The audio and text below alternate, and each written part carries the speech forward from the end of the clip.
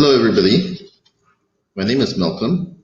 I'm a practicing lawyer from Singapore with my own firm in Singapore, as well as the founder of Gravitas International, which is how most of you would know me. I've spoken at many conferences around the world, and a lot of our international friends would have heard me at various conferences at various points in time. And today, I'm happy to bring to you this webinar where we'll be discussing several topical issues, such as fundraising secrets, IEO listing tips on how to skyrocket your token price, and giving you an overview of the IEO, ICO, STO landscape in Singapore, telling you about the benefits and allure of incorporating and running projects in Singapore, some regulations to take note of pertaining to the Singapore landscape. So without further ado, I'll launch into these topics. First of all, fundraising secrets. Now, there are various ways for project owners to raise funds, as everybody is aware of. There are different rounds, such as your friends and family round, where you will go to people who are familiar with you, who trust you, who know you, right? And then there will be the second rounds, which are usually the seed rounds or the pre-Series A rounds, where your valuation of the company could be probably within the $1 million to $10 million range. So at that stage, you will start to encounter strangers, people who have the money that you're pitching to and that you're interested in raising money from. Some of the overlap then exists with the ways that we raise funds for our clients. We are primarily interested in raising funds through digital assets. And as we firmly believe digital assets will be a new asset class in the future, it's good to get started right now. So later on, I'll be discussing various other topics which will relate to this as well. But in terms of fundraising secrets, the most important thing, of course, is that every project needs to have one or two founders that will be fully focused on your fundraising requirements. This is because continuous engagement with the people who are likely to invest in your project is very, very important. You need to keep them updated on what's going on, that you're fulfilling the milestones on your roadmap, and that things are going okay. Because when more milestones are ticked, there's more investor confidence that you're hitting your targets, and then there'll be more money that will come in. See investors that could put $10,000 into your project at the start could well be able to write $1 million checks or $5 million checks. And if that's the case, then they would like to see you hit your milestones. And if you hit your milestones, perhaps they will write the bigger checks for you. Now, after the second stage of the seed funding or the first private high net worths that you meet, the next stage where you will achieve funding will be the private sales and the roadshows. So this is an extension of the second category of private high net worths, and means that you would hit the road, perhaps traveling to different cities, hosting investor meetups, and pitching your project to these people. At this stage, it's very important to have your data room ready, to have all your financials ready, to be able to describe what is the USP of your project. The USP meaning your unique selling proposition. What sets you apart from anyone else on the market? Now, after this private roadshow has completed, or while it's running concurrently, you will want to look towards the greater market out there, which is the public. Because crowdfunding has been something that has hit the markets over the last 10 years. More and more projects are raising money from startup sites such as Kickstarter or Indiegogo. And that's only one category of crowdfunding. That's the rewards category. And many ICOs, IEOs, STOs also fall within the same category as such Kickstarter rewards crowdfunding projects. The other types of crowdfunding would be donations, equity crowdfunding, and debt crowdfunding. So I won't go into the different types right now, but suffice to say that the mechanisms are pretty similar. You will pitch your project, you will describe your USPs, you will put out a digital marketing campaign to raise more awareness in the public and bring people to your offering. whether the offering is on your own website, which is like an ICO, or on an exchange, which is like an IEO, or through accredited dealer brokers and capital market service providers, such as in the case of security offerings like STOs. The next broad category that I'd like to describe right now would be IEO listing tips. And of course, along the way, if any of you have any questions, do feel free to type them in, and I will answer them as they come along. So next topic that I'll be describing, IEO listing tips. Now, IEOs have become very popular over the last 6 months. In fact, our company has been advising clients to do IEOs since a year ago. And in fact, some of them have already successfully raised some monies from various IEO offerings. So IEOs are different from ICOs in the main aspect of being listed, meaning an ICO is an offering that you will be selling through your own website. It's just like an e-commerce payment gateway where you sell your own tokens. Whereas an IEO would be offered on an exchange. Now this instills a lot of investor confidence because over the last couple of years, many projects have fallen by the wayside, having raised money from the token sales, but not having fulfilled the critical milestone of being listed on an exchange. IEOs will avoid this problem because once the initial exchange offering is done, the projects will almost straight away be listed for public trading. So this fulfills a very important checkmark in terms of the journey of the token buyer.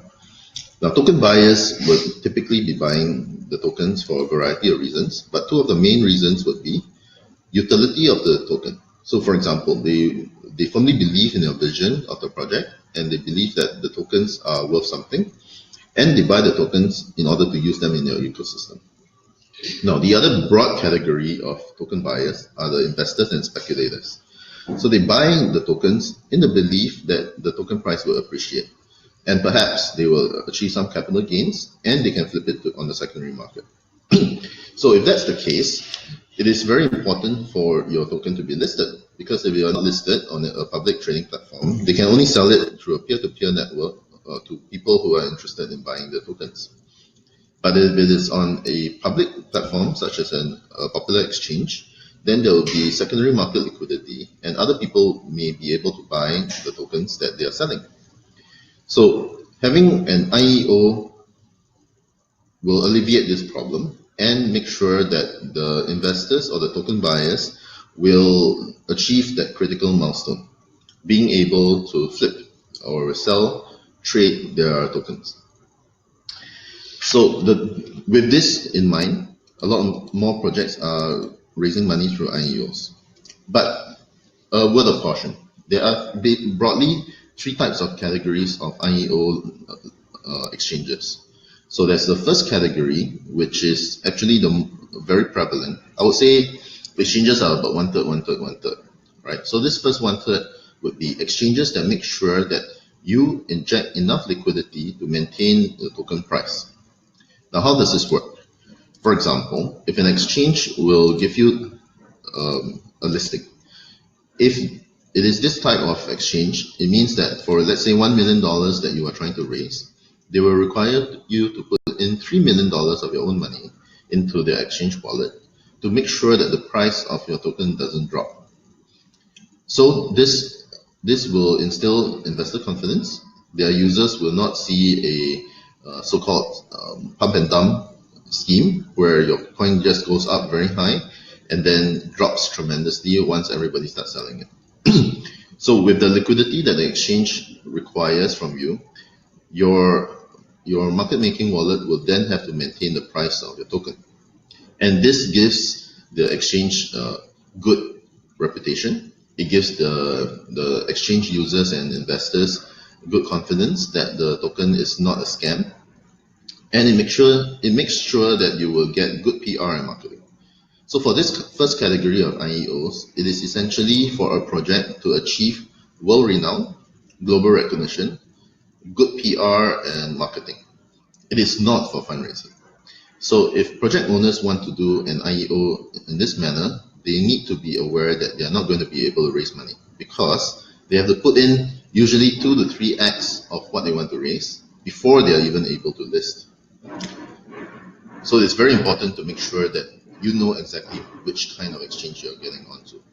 And this is something that our advisory, Gravitas International, will be able to assist you on, because we have done extensive due diligence and we cooperate with many exchanges, so we know which category, which exchange falls into. Secondly, the second main category of IEO platforms would be those that are pretty regulated, so they do not really condone market making efforts, and it is pretty much a full proper IEO, so to speak, which means it's a limited offering on the exchange before it is fully open for public trading.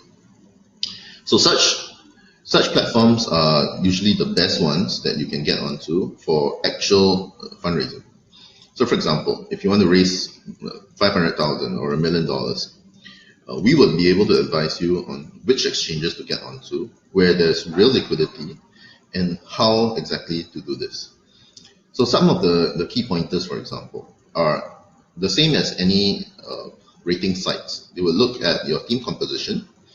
They will look at whether you're a real business case, whether you're really using the tokens in your ecosystem, or whether it's a pre-revenue project.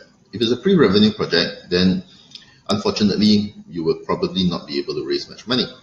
But if you're already a viable business, if you already have at least your MVP out in the market, MVP being a minimum viable proposition or minimum viable product, if you have achieved revenues, and even better if you already have positive cash flow, these are all very important considerations for a token buyer, because then they will have more confidence in your project. Now, a second main consideration is your team, because if your team is composed of people who have no industry experience, obviously that's a mark against your project. But if you have industry experts, if you have people in your board of advisors and board of directors who are very experienced, who have good connections in the business line and industry that you're running, if you have world-renowned experts in your field, these are all good points, good marks that will go towards investor confidence and more interest from the public in your offering. So it's very important, firstly, that you have a real use case and a real business, and secondly, that your team is strong, because many projects will iterate, right? Many projects will change directions as they go along, but the team is the most important thing, because the team will ensure that the company, the project, will be able to change along with the times and adjust accordingly. So these are two very, very important considerations. Now, another important thing to note when you are doing an IEO listing, of course, is your marketing efforts. As a typical rule of thumb, if you are trying to raise money from an IEO, we recommend that you spend and set aside a marketing budget of at least 10 to 20% of what you want to raise. So for example, if you want to raise $1 million, obviously if you put in zero, it's going to be very difficult to raise the money, even if you are getting listed on a top exchange, because the users of the exchange would never have heard of your project. But if you have set aside a marketing budget of $100,000 to $200,000, at least some PR can be published. There'll be some digital marketing, there'll be community awareness, and your social media campaigns would have reached out to enough people to get some interest going for your project. So it's important to have a marketing budget, because it's not practical to expect that with no marketing budget you will be able to raise millions of dollars. So typical rule of thumb, we recommend 10 to 20% of what you want to raise to be put into an external marketing budget. Now, other IEO tips will be shared with you if you engage us for our advisory, and these are things that we'll be happy to share with clients, and we'll be happy to share with you if we have the opportunity to work with you. Now, I'll now move on to the third topic during this webinar, which is tips to skyrocket your token price. So, how do we do this? Every single token owner is interested in the price climbing. So how to do this? There are several ways. I'll share a few of them in this webinar. And of course, if you are more interested in every single thing that we have to advise on, then do contact us and we can share more of our experience and knowledge in this field. So how to manage this? One of the most important things is economics, pure economics. So basically, if demand outstrips supply, then price goes up. If there's too much supply, price goes down. This is basic economics. So what does this mean in terms of your token offering? It means that if you're doing an IEO or you're doing an ICO and the market capitalization is huge, so for example, if you have 10 billion tokens and you're selling 10 billion tokens, the the natural assumption is that there will be less buyers and there will be lower price than if you're only selling, say, 10,000 tokens. This is natural demand and supply, because if the market has a huge supply, then there will be a downward pressure on price. If there's a very limited supply and there's a lot of demand, then obviously the price goes up. So very simple mathematical equation, right? Let's say that 1 million people want to buy, and then you release 10 million tokens. So there'll be an allotment of 9 million that are not taken up. And of course, this means that the price will be weak. There will be no further upward pressure on your price. Whereas if there is the same 1 million pressure to buy tokens, but you only release 10,000, then it's basically 100 people going for the same one token that you release on the market. And this creates natural demand action. So for tokenomics, for projects that are doing listings, it's very simple, right? This is just a mathematical rule of thumb, and this ensures price action. So to summarize, don't release so much supply when you're selling, and if you have a limited supply, restricted timelines, then it's best is the best case in terms of price action for your tokens. Another tip that we have in terms of how to skyrocket your price would be to maintain good PR, to maintain your roadmap targets being hit, and to make sure that your project is running smoothly. So this is again a no-brainer. If you have published a roadmap of, let's say, 20 action items and timelines along the way, every single time you hit one of these targets, then it's another check mark. Investors get more confident. Your private investors will be patting you on the back, and everybody will be happy because your price action will naturally go up. Most public companies are based not so much on real financials and metrics, but on investor confidence. So investor confidence is obviously gained when your target is hitting its milestones. So this is a very, very simple rule of thumb. Basically, publish something which is realistic in terms of your roadmap and milestones, and make sure that you hit your targets. And of course, in order to achieve better price action for your tokens, make sure that people know that you're hitting these targets. Every MOU signed with a big corporation, with a government, with a big name in the industry, and every time you hit a milestone, you achieve positive cash flow, you achieve greater sales, you sign a big contract. All these are things that the investors and the token holders will look out for, and this gives them more confidence. So every time something positive happens in terms of your corporate actions, make sure that the world knows about it. So these are some very basic tips on how to skyrocket your token price. Now, of course, it is also very important in terms of capital market actions for entrepreneurs to make sure that you know how to manage your token price. So this is a role that your CFOs or your treasury management controllers will have to take note of. Founders have to take note of this, because the IEO, ICO, STO route is only about 10% of what needs to be done. The other 90% comes after you have raised your initial money. You need to maintain proper corporate communications and interaction with the outside world, and to make sure that your tokens will maintain its price or even climb upwards.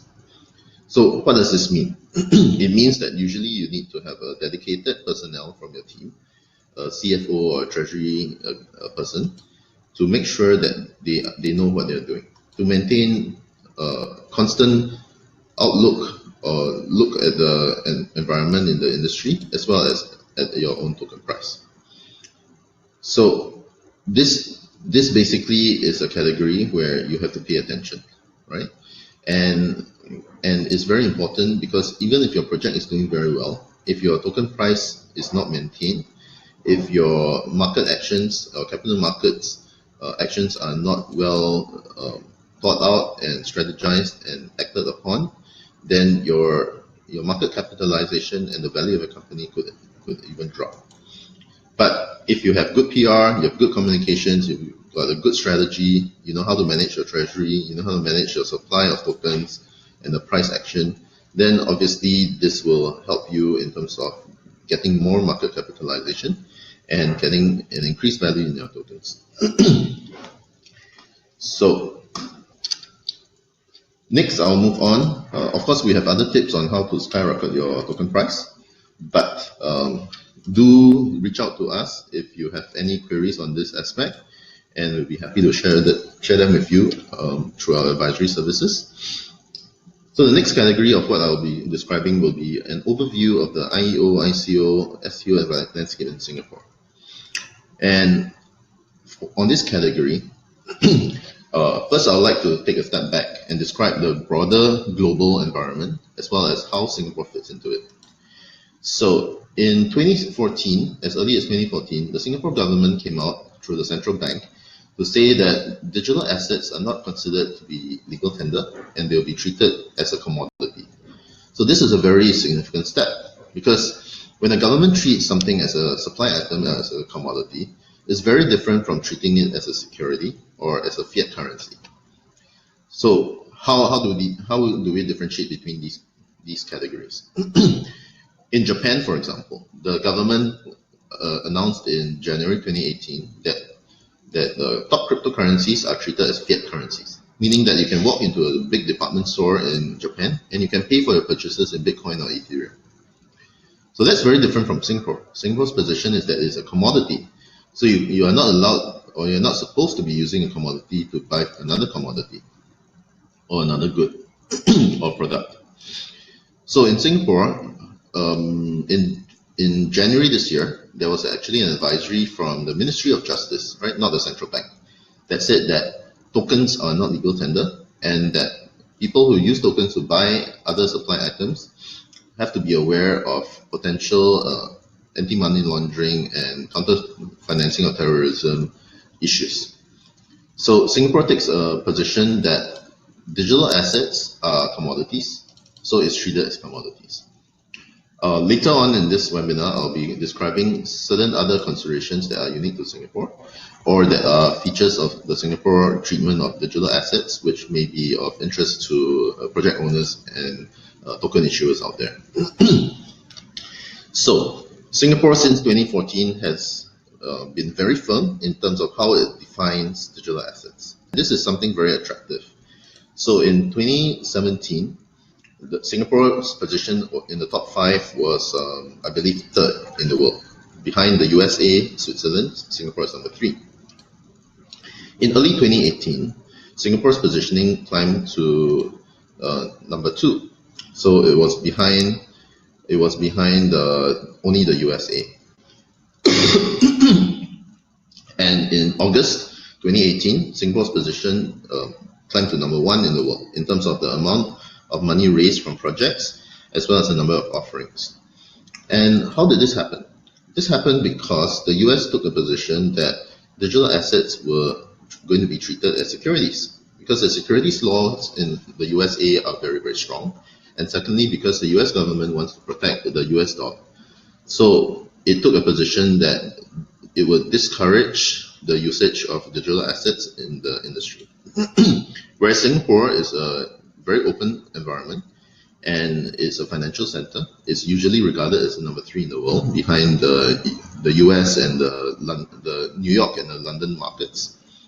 And it's always regarded as one of the top 5, behind USA, UK, Switzerland, and perhaps on an equal positioning or better positioning than Hong Kong right now.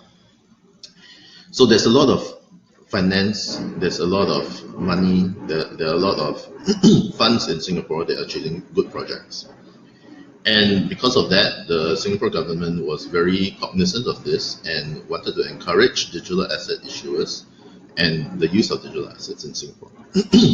So in 2016, the Singapore government embarked on a project with R3, it engaged R3 from the UK to create a digital asset for Singapore.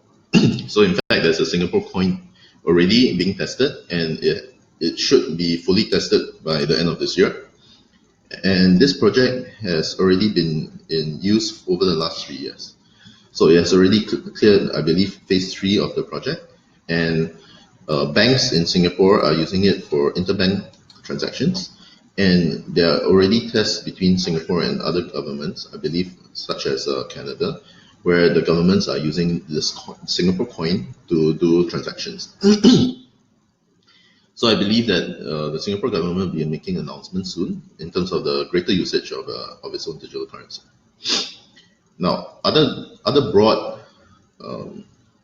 developments in the Singapore legal scene would be the guidelines. So in November 2017 and in November 2018, the Monetary Authority of Singapore, the central bank, published guidelines that were very clear, that gave many examples of what would constitute a security, what would not constitute a security, and what would make a token a security as opposed to just a utility. So with the publication of such guidelines, even before any new laws were published, a lot of token issuers took comfort and knew exactly how the environment would work. And in fact, Singapore is also very welcoming and is a home to many exchanges around the world. In fact, from personal count, I believe that there are at least a few hundred exchanges that are domiciled in Singapore or have an operating office in Singapore to represent their offerings. And Singapore currently does not require a crypto exchange if it doesn't deal with securities to have any licensing. The Singapore requirements would be that the exchange just needs to let the central bank know that they are running an exchange and to make sure that they do not touch upon securities. So with Singapore being a leading business center from around the world, a place where East meets West, for example, Eastern projects who want to raise capital from the Western markets and Western projects who want to raise money from the Eastern markets would usually find their homes in Singapore. Regionally as well, in ASEAN, in Southeast Asia, Singapore is very well regarded as a global headquarters or as a regional headquarters. So many companies actually set up office in Singapore and then reinvest the monies into their home countries or into regional countries. So with a very simple business environment, with an open, competitive business environment, with laws that are well regarded, with a government that is very responsive and very tough and fair on how it treats aspects of business, this has brought a lot of interest, it has brought a lot of investments from all over the world into Singapore. And this is the same for the digital asset space. So unlike other governments that have made announcements and published laws and then failed to implement them or failed to move effectively and quickly to cater to the public demand, Singapore government is pretty fast and also very careful and makes sure that whatever announcements it makes will be effected in the markets. So the current landscape of ICOs, IEOs, STOs in Singapore is such. ICOs and IEOs are currently unregulated, but will be regulated very soon under the new Payment Services Act. So Payment Services Bill was announced and passed on the 14th of January 2019. And to date, it has not been effected yet. So I believe that this will happen sometime later this year or early next year. It is very likely that certain major announcements will be made during the Singapore FinTech Festival in the middle of November, because that has always been a forum for major announcements by MAS. And I'm predicting that there will be announcements regarding the new Payment Services Act. So the new Payment Services Act will then impact IEOs and ICOs by requiring licensing from any project that has a digital asset and controls the funds, but is not a pure loyalty program. So what does that mean? It means that if your project is still running your own tokens as a loyalty program for internal usage only within your ecosystem, then you still don't need a license.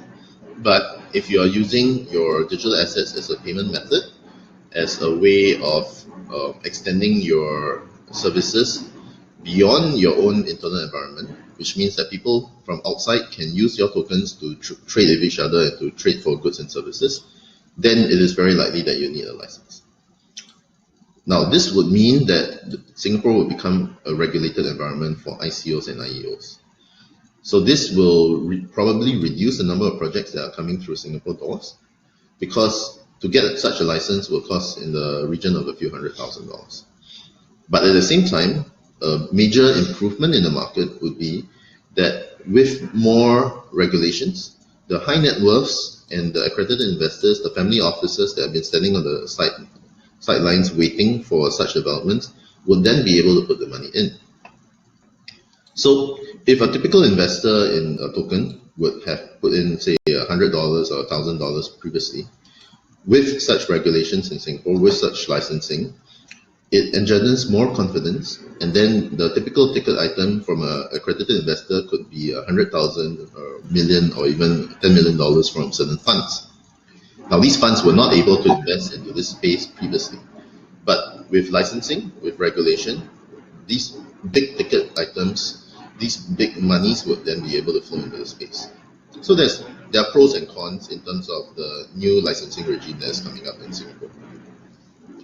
Now, STOs. STOs is something on the words of, on the lips of many mouths nowadays.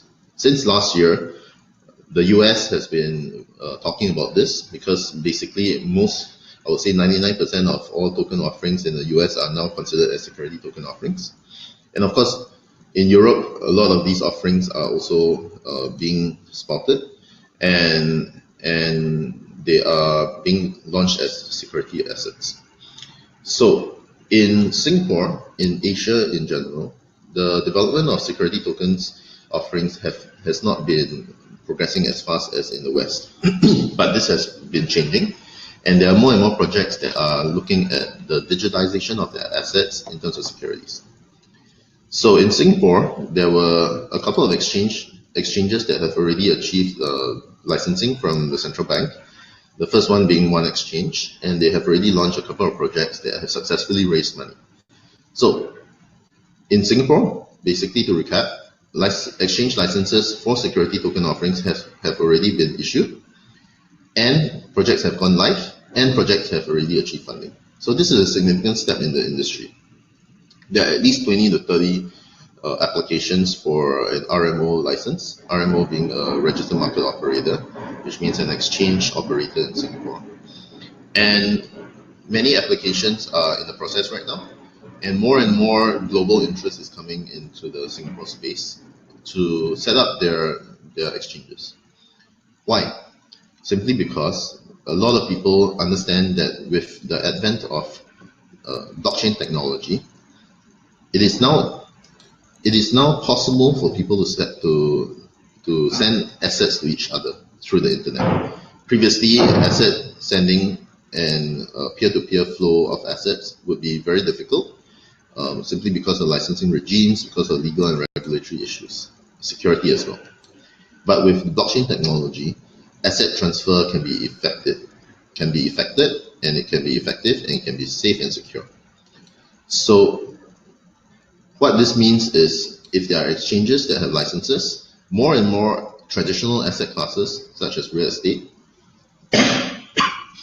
equities, and any asset class that can be tangible, or even intangible asset classes like IP, intellectual property, can then be quantified and fractionalized and issued out as digital assets.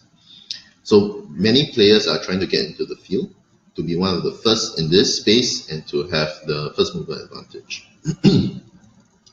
Of course, when projects are able to achieve licensing milestones, they then also attract a lot of investment from traditional markets, funds, family offices, and basically funding sources that are looking out for the incumbents in the industry. So if a project were to get a license, for example, in Singapore, more funds will be then put into this space, because there will be MNCs and large funds that will be looking out for such incumbents and market entrants and putting investments into them.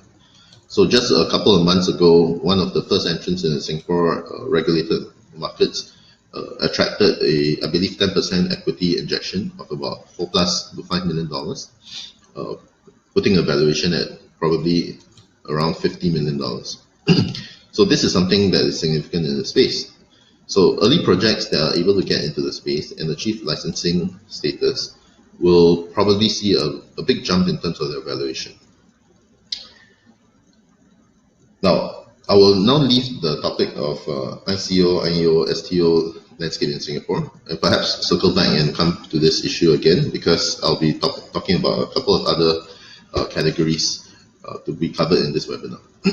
And some of them will be impacted by an overview of the landscape. So the next topic, what are the benefits and allure of incorporating and running your project in Singapore? Now, there are several advantages, some of which I've alluded to previously. Singapore has always been probably top 3, top 5 in the world in terms of a business environment. Incorruptibility, openness, fairness of the markets, having an open market economy, having a government that's very pro-business, are all advantages of doing business in Singapore. Now, the main disadvantage of doing digital asset business in Singapore is the banks. So the financial ecosystem has not been welcoming of new entrants such as cryptocurrencies. The main reason being the requirements for AML, anti-money laundering, and CFT, counter financing of terrorism, is pretty high. And because this is a totally unknown and new entity, so banks are not sure how to treat this. And if they have been making good money doing their traditional business without encountering such new digital asset classes, of course, the natural reaction is they don't want to be touching such new businesses, especially since they are not really giving them much returns. The risk and the cost of compliance is much higher if they take on such business. And this means that most banks in Singapore, once they know that you are doing something related to crypto, will not give you a bank account. But practically every other aspect of the Singapore environment and the Singapore economy is open and welcoming to crypto assets. So if you can solve having a bank account, the issue of a bank account, which obviously we can help with as well, so you can just get in touch with us regarding this and we can assist you with this, then Singapore is a very, very good environment. So why is that so? Some of the points which I covered earlier. Firstly, that the legal and regulatory environment is open and welcoming and very transparent and clear, and the government and laws are very stringent and effective. So if something happens in the ecosystem, the central bank and the Ministry of Justice are very quick to react, very quick to know, and advisories are almost immediately issued to warn the public about such matters. So Singapore has a very good reputation for being tough and ineffective in terms of legal framework. Secondly, which I mentioned a few times already, the business environment is very open, competitive, and very welcoming of new projects. Thirdly, the central bank and the Singapore government in general have a lot of grants and a lot of support for new startups, especially in the fintech space, and especially since Singapore is branded as a financial center globally. So, in short, as long as you solve the banking issues, Singapore is a very, very good place to set up shop. Other soft factors to consider would be that Singapore is bilingual or multilingual and multicultural. So it's very easy for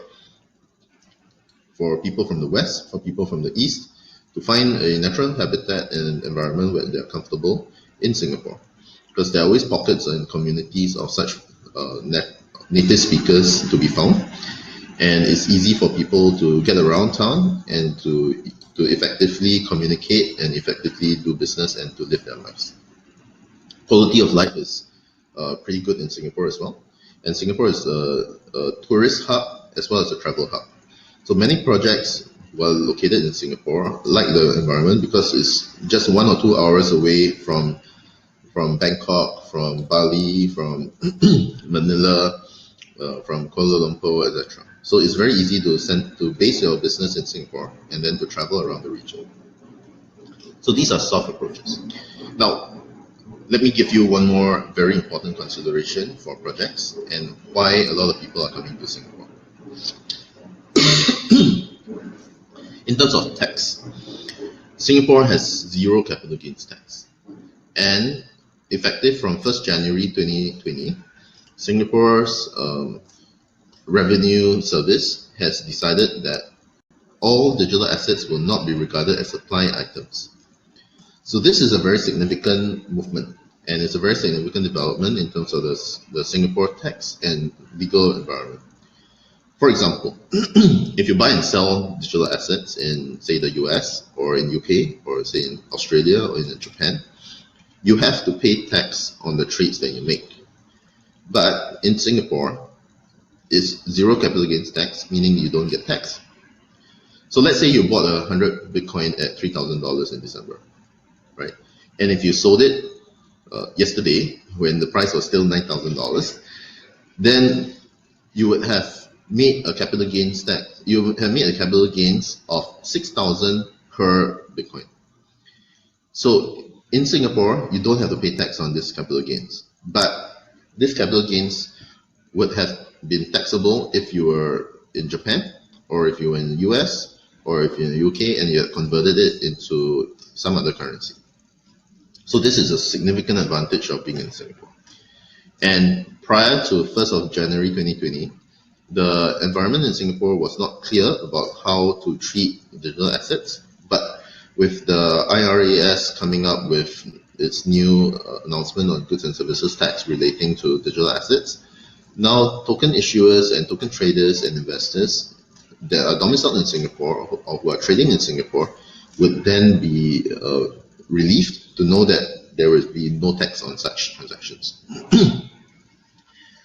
So this is a huge advantage in terms of setting up and domiciling in Singapore and doing your trades from Singapore. Of course, Singapore also has a progressive tax system and is pretty welcoming. Corporate tax is capped at the max of 17% of your revenues, and personal tax is on a progressive tiering system that can go up to a maximum of 20%. So this is a big reason why more and more billionaires are moving from all over the world to reside in Singapore and to structure their investment holdings or their personal tax holdings in Singapore. So because of this reason, a lot of projects will want to relocate to Singapore or to operate out of Singapore as well. Another big advantage of setting up in Singapore is that it's a very easy incorporating environment. So basically, we also provide filing services, filing agent services, and we typically are able to set up private limited companies within 1 to 3 days, and for foundations within a few days or up to 1 or 2 weeks as well. So we have already done this for dozens of clients, and we are constantly incorporating new companies as more and more companies and projects are coming into Singapore. So it's a relatively low cost and very quick and efficient way of setting up your presence in Singapore. Now, the final point that I would like to cover before answering any questions or covering basic points that I had covered before is to let you know about regulations to take note of. So I had mentioned earlier, while covering the basic environment relating to ICOs, IEOs, and STOs, the main legislation that's coming up in Singapore that will impact this digital asset space is the upcoming Payment Services Act. So Payment Services Bill was passed on the 14th of January this year, 2019, and it will come into effect probably by the end of this year or at the very latest Q1 of 2020. This means that any project that is issuing a digital asset, which is not regarded as a loyalty program utility, would have to obtain licensing. So this is why a lot of our clients have been encouraged to get their offerings out as soon as possible before the legislation impacts their offerings. Of course, once the money is raised, and if there are if the legislation impacts these offerings, they will also need to get licensing. But at that point, of course, they would have a lot more options in terms of how to approach this issue. So the first main legislation that will impact the space, like I said, is the Payment Services Act. Now, secondly, the upcoming RMO Act will also be impacting the space tremendously. RMO being registered market operators, which means exchanges. So currently in Singapore, there is the main board, which is the Singapore Stock Exchange. There's the second board, which is the Catalyst board. And then there are the couple of new licensees in the market, which is One Exchange and I believe iStocks. So with 20 to 30 new offerings that are being evaluated by the central bank right now, eventually Singapore could have many market entrants in the RMO space. And the RMO space, which is the exchange legislation, has 3 tiers. So the initial consultation papers have already been released, and we are all aware that there will be 3 tiers: Tier 1, Tier 2, Tier 3 types of exchanges. And each of these will have different leeway in terms of what they can do and the amounts that they can raise. And of course, all of them would have different types of licensing requirements and different types of security deposits that are required. With the advent of the RMO Act, the market operators in Singapore would then be fully regulated. It will enable them to attract much bigger funding from institutions and from accredited and high net worths who only look at the space that is regulated and licensed. And it will enable platforms that are located in Singapore to attract international investments. So this is something that is going to be a major game changer in terms of the Singapore environment as well. There are other smaller acts that will be coming into effect pretty soon, like for example the VCC, the Variable Company Structure, which will enable Singapore to become a competitor to say the Caymans or the BVI Islands. So with the VCC coming up, there will be Singapore would then be able to issue master feeder structures where one entity could have a master license and be able to issue many sub-funds under it. So currently the Singapore environment does not allow that, and most funds are structured through the Caymans or BVI or Seychelles or similar islands where there are such structures allowed. With the VCC coming into effect in Singapore pretty soon, funds can then be structured along these lines. And how this impacts on the digital asset space like ICOs, IEOs, STOs is that many of these also consider similar tax structures. So with the VCC, there will be a lot more leeway in terms of how a project wants to raise its funds and how to structure its offerings. So I will leave this webinar with these 3 acts and regulations that are coming up, and perhaps in future editions we'll be describing more of other types of upcoming legislation. So to briefly recap, today we have covered some fundraising secrets, IEO listing tips on how to skyrocket your token price, given you an overview of the IEO, ICO, STO environment in Singapore, mentioned some benefits and described the allure of setting up and incorporating in Singapore and running a project from Singapore, as well as to give you an overview of regulations to take note of. So again, if there are any questions, do feel free to type them into this webinar and I'll answer them. But if not, then I'll just end this soon and also let you know that there are certain things that we are very well equipped to assist projects on. Firstly, we provide full range advisory services. We have some projects that have engaged us to do everything from ideation to completing the listings and to even help with the capital markets actions post-listings. Anything that a project needs in terms of advisory, in terms of white paper, prospectus writing, tokenomics designs, legal documentation, whether it's in Singapore or anywhere around the world, incorporating and tax structures, and of course the fundraising, the seed funding, the PR, social media, digital marketing, roadshows, investor roadshows. That's something that we do as well in various jurisdictions around the world. And of course, the technology stack, since these are digital assets, we help with the minting of coins, creation of smart contracts, and even decentralized application building or app building and website creation as well.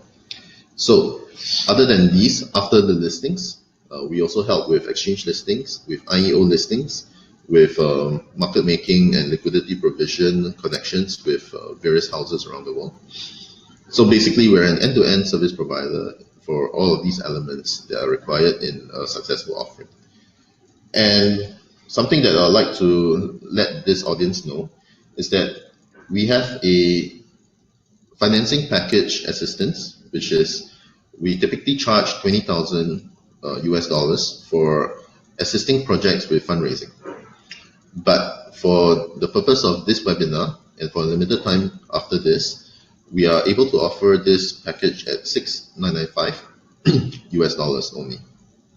And what this means is that you will get funding support for a year, and you will get access to a lot of high net worths, a lot of institutional investors, and through our network of dealer brokers and partners around the world, we will be able to get your project recognition and awareness to such groups of high net worths and private investors.